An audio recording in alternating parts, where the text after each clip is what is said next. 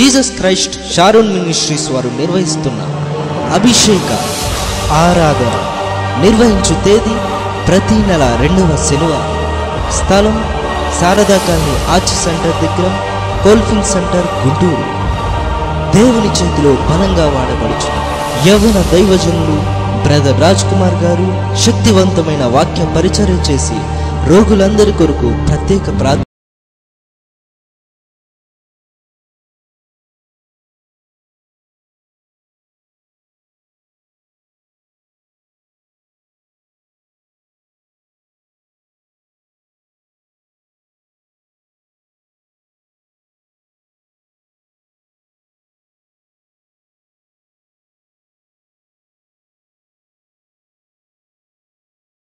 వెళ్ళే సమయం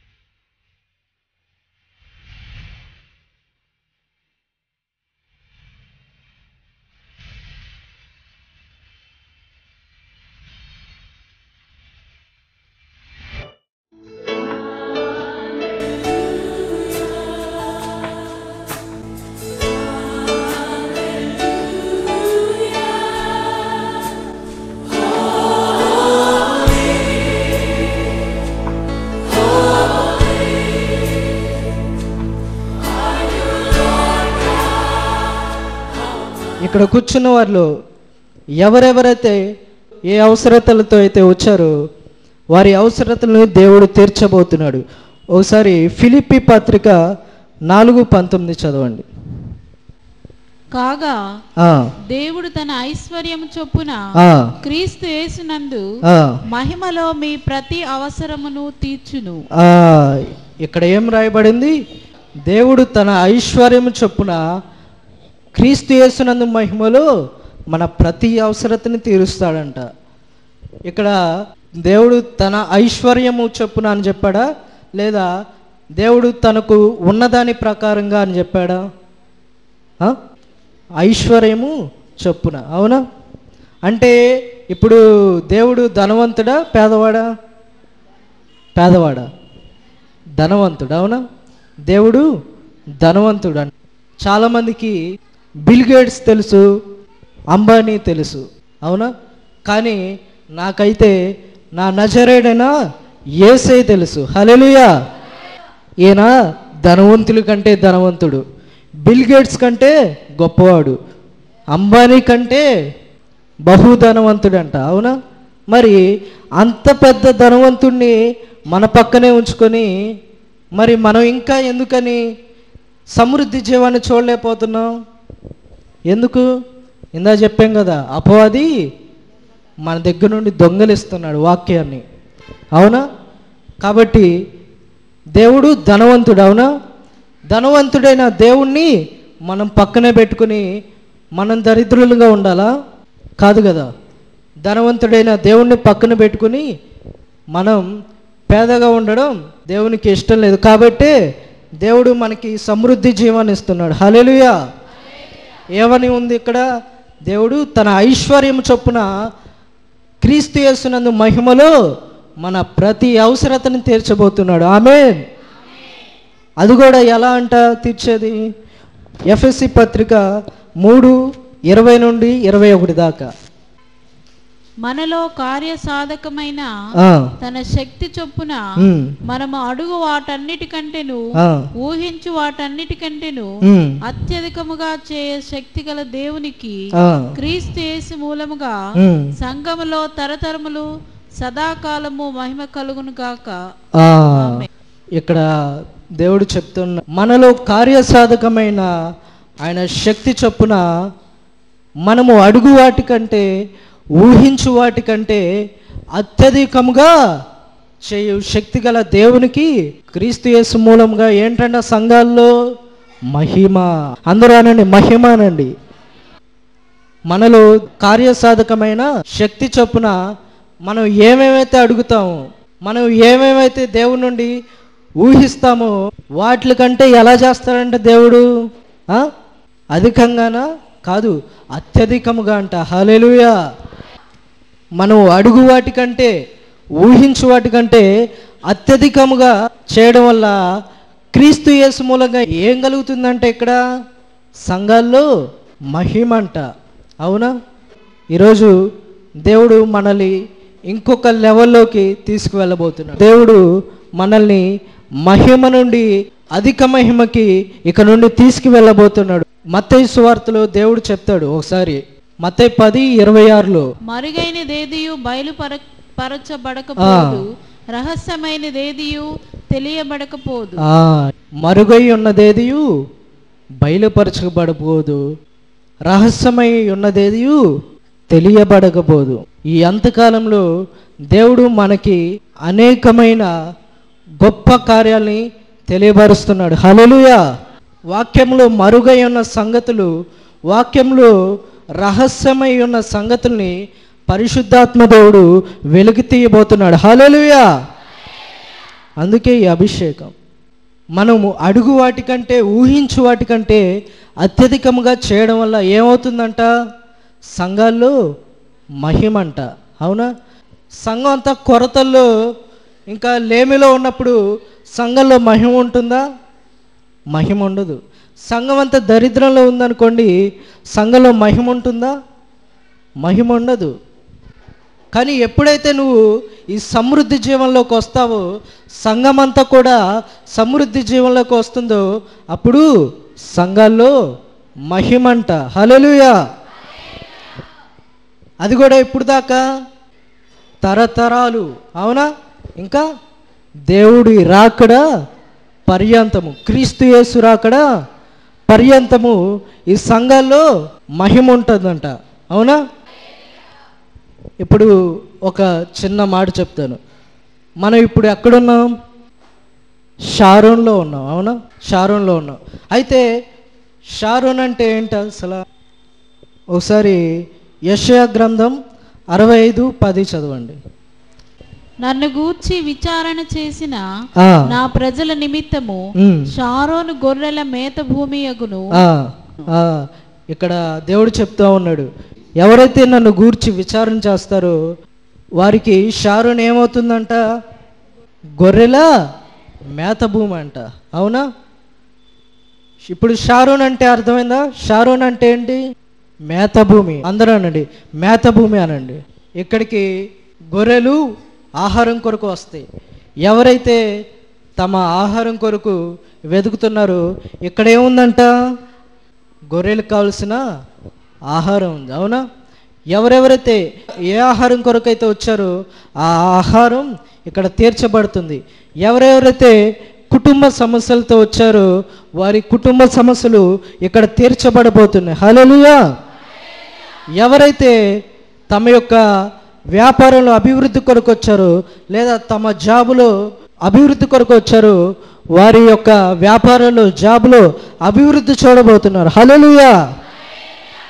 ఎవరైతే రోగాలతో వచ్చారో వారి యొక్క రోగాలకి ఈ షారోన్లో స్వస్థతని దేవుడు ఇవ్వబోతున్నాడు. హల్లెలూయా.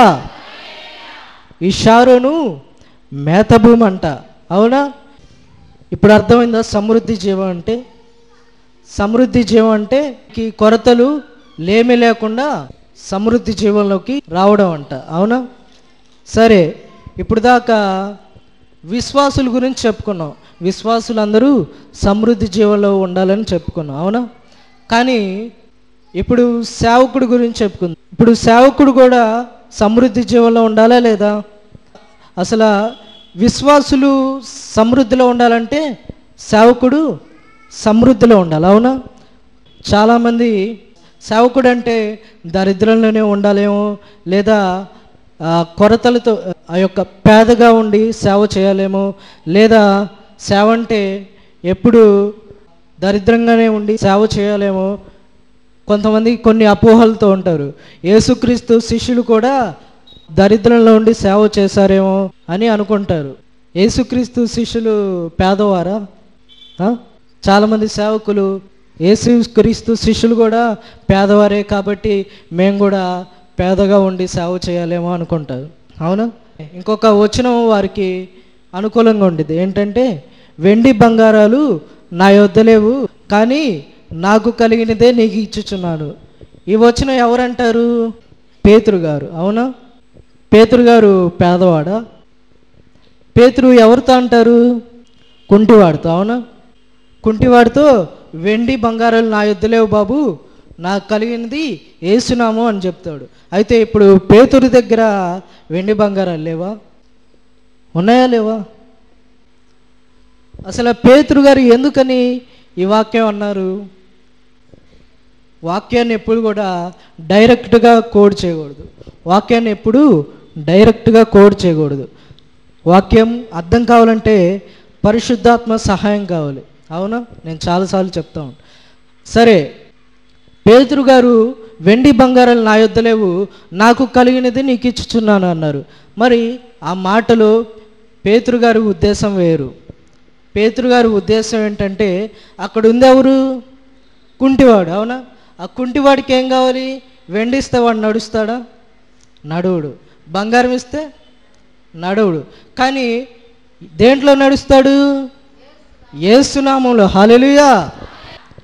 పేతురు గారి ఉద్దేశం అది. నా దగ్గర వెండి లేదంటే నిజంగా లేదని కాదు, నా దగ్గర వెండి లేదంటే వెండి కంటే ప్రశస్తమైనది, బంగారం కంటే ప్రశస్తమైనది నజరేయుడైన యేసునామము. హల్లెలూయా. ఆ మాట చెప్పగానే ఆ కుంటివాడు లేచాడు లేదా? లేచి గెంతులేసాడంట, అవునా?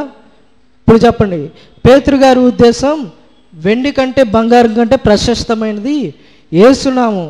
అందుకే ఆయన ఆ రెండు నా దగ్గర లేవు, కానీ యేసయ్య నామం నీకు అవసరం కనుక అదే ఇస్తున్నానని చెప్పాడు, అవునా? ఇప్పుడు అర్థమైందా? చాలామంది సేవకులు ఈ వచనాన్ని పట్టుకుంటారు. సరే, మరి సేవకుడి దగ్గర వెండి ఉండొచ్చా, బంగారం ఉండొచ్చా చూద్దాం. ఒకసారి మత్తయి సువార్త 10:9 చదవండి. ఎందుకు చెప్తున్నానంటే సేవకుడు సమృద్ధిగా ఉండాలా లేదా అని చెప్తున్నా. మత్తయి సువార్త 10:9 చదవండి. మీ సంచులలో బంగారమునైనను వెండినైనను రాగినైనను ప్రయాణము కొరకు జాలెనైనను 2 అంగీలనైనను చెప్పులనైనను చేతి కర్రనైనను సిద్ధపరచు కొనకుడి. యేసుక్రీస్తు ఏమని చెప్తున్నాడంటే, తన సేవకులకి మీరు ప్రయాణము కొరకు వెండినైనను బంగారాన్నైనను రాగినైనను ఏం తీసుకెళ్ళద్దు అని చెప్పాడు, అవునా? స్వయంగా యేసుక్రీస్తు ఏం చెప్పాడు? మీకు ఏమీ అవసరం లేదన్నాడు, అవునా? సేవకులకి ఏమి అవసరం లేదన్నాడు, అవునా? అర్థమవుతుందా? వేరు వేరు డైమెన్షన్లోకి వెళ్తున్నావా? వెండి ఏమేమి వద్దు? వెండి వద్దు, బంగారం వద్దు, రాగొద్దు, ఇంకా ఏం వద్దు అన్నాడు సేవకుడికి. సరే, మీకు ప్రశ్న, యేసుక్రీస్తు వారే చెప్పాడు కదా వారితో స్వయంగా, వారికి ఏం వద్దని. అవునా? సేవకుడికి ఏం వద్దని యేసుక్రీస్తు వారే చెప్పాడు. మీలో ఎంతమంది ఏకీభవిస్తారు? సేవకుడికి వెండి బంగారం రాగి అవసరం లేదని చేతులు ఎత్తండి. ఎంతమంది ఏకీభవిస్తారు? సేవకుడికి ఏం అవసరం లేదని. ఏంటండి అర్థమైందా నేను చెప్పింది? యేసుక్రీస్తు ఏం చెప్పాడు? మీ సంచుల్లో బంగారం వెండి రాగి ఏమీ అవసరం లేదన్నాడు. అవునా? ఇప్పుడు యేసుక్రీస్తు చెప్పాడా లేదా? మీకు అర్థమైందా? కాబట్టి సేవకులు ఉంచుకోవచ్చా? ఉంచుకోకూడదు. అవును. మరి ఎవరైతే ఈ వచనంతో ఏకీపిస్తారో అనేవాళ్ళు చేతులు ఎత్తండి. స్వార్థం. మీకైతే ఇప్పుడు దాకా సమృద్ధి జీవం, ఇప్పుడు దాకా నీరు కట్టిన తోట వలె ఫలించాలి, మీరందరూ మంచిగా ఉండాలి, మీ కుటుంబాలన్నీ మంచిగా ఉండాలని చెప్తే మా దగ్గర ఏం ఉండకూడదా? మీరైతే సమృద్ధిగా ఉండాలి, మేమైతే కొరతలతో ఉండాలి. అవునా? సరే, తర్వాత వచ్చిన చదువుదాం. వాడు తన ఆహారమునకు పాత్రుడు కాడా? ఇక్కడ ఏమంటున్నాడు? అవన్నీ చెప్పి యేసుక్రీస్తు ఏమంటున్నాడు ఇక్కడ? పనివాడు తన ఆహారమునకు పాత్రుడు కాడా. అర్థమైందా? ఇవన్నీ వద్దన్నాడు, కానీ ఇవన్నీ మీకు వస్తాయన్నాడు. హల్లెలూయా. అర్థమైందా? ఇవన్నీ వద్దన్నాడు ఫస్ట్, తర్వాత ఏమన్నాడు? పనివాడు తన ఆహారానికి పాత్రుడు కాడా. అవునా? ఇప్పుడు సేవకుడు బంగారానికి పాత్రుడా కాదా? వెండికి పాత్రుడా కాదా? రాగికి పాత్రుడా కాదా? ప్రతిదానికి పాత్రుడా కాదా? హల్లెలూయా. ఇప్పుడు ఎంతమంది ఏకీభవిస్తారు సేవకుడి దగ్గర ఇవన్నీ ఉండాలని? సేవకుడు సమృద్ధిగా ఉండాలి. అవునా? విశ్వాసులు సమృద్ధిగా ఉండాలి, సేవకుడు కూడా సమృద్ధిగా ఉన్నప్పుడు అప్పుడేమైందంట? సంఘాల్లో మహిమ. హల్లెలూయా. సంఘాల్లో మహిమ. మనమంతా కూడా సమృద్ధిలో ఉన్నప్పుడు, మనమంతా కూడా కొరతలు లేకుండా, మనం అడుగు వాటికంటే ఊహించు వాటికంటే అత్యధికంగా పొందుకున్నప్పుడు మనకి లేముండదు, మనకి దరిద్రం ఉండదు, మనకి ఈ యొక్క ఇరుకులు, ఈ యొక్క దరిద్రం ఉండదు. అప్పుడు మనం అందరం కూడా ఆయన యొక్క సమృద్ధి జీవంలోకి వస్తాం. అప్పుడు సంఘాల్లో దేవుడు తన మహిమను చూపిస్తాడు. హల్లెలూయా. అది కూడా తరతరాలు, ఆయన యొక్క రాకడ పర్యంతం తన మహిమని దేవుడు మన సంఘంలో తన సమృద్ధితో నింపబోతున్నాడు. హల్లెలూయా.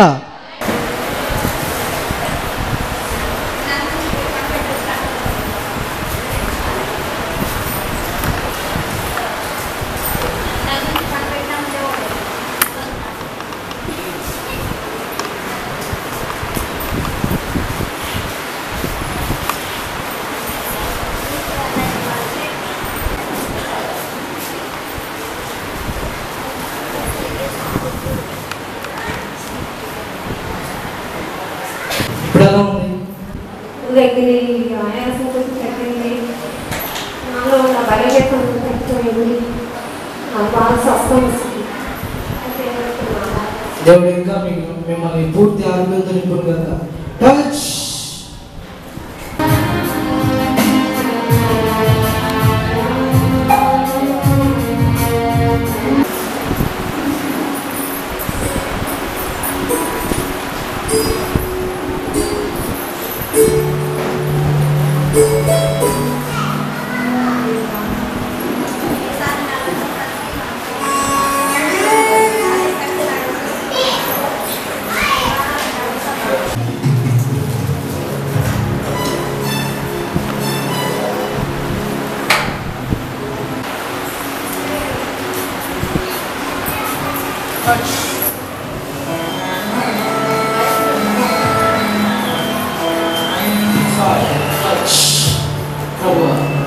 గొప్ప స్వస్థతని ప్రకటిస్తున్నాను. యేసుక్రీస్తు నామమున ఇప్పుడే గొప్ప స్వస్థతని ప్రకటిస్తున్నాను. టచ్. తగ్గిపోయిందా? ఏది మోకాలు నొప్పులు తగ్గినాయి, నడుము నొప్పి కూడా తగ్గిపోయిందా? హల్లెలూయా. ఇప్పుడు ఎలా ఉంది? నడుస్తున్నారా? అది నడుము వస్తుంది.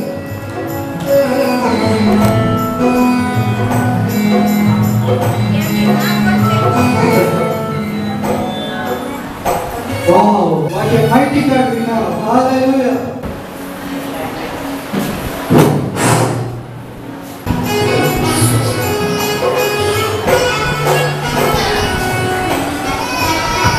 Touch. Right. ఇప్పుడే ఆ కడుపు నొప్పిని బయటికి పొమ్మని ఆజ్ఞాపిస్తున్నారు. I command that pain come out in the mighty name of Jesus. Touch.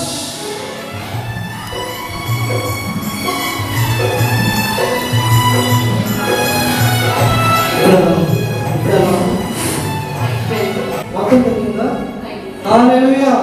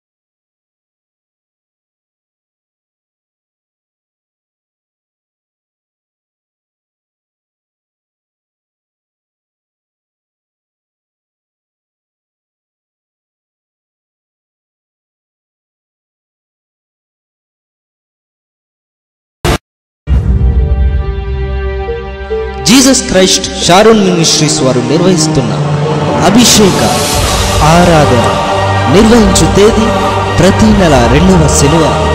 స్థలం శారదా కాలనీ ఆర్చ్ సెంటర్ దగ్గర, కోల్ఫిల్ సెంటర్, గుంటూరు. దేవుని చేతిలో బలంగా వాడబడుచు యవ్వన దైవజనులు బ్రదర్ రాజ్ కుమార్ గారు శక్తివంతమైన వాక్య పరిచర్య చేసి రోగులందరి కొరకు ప్రత్యేక ప్రార్థన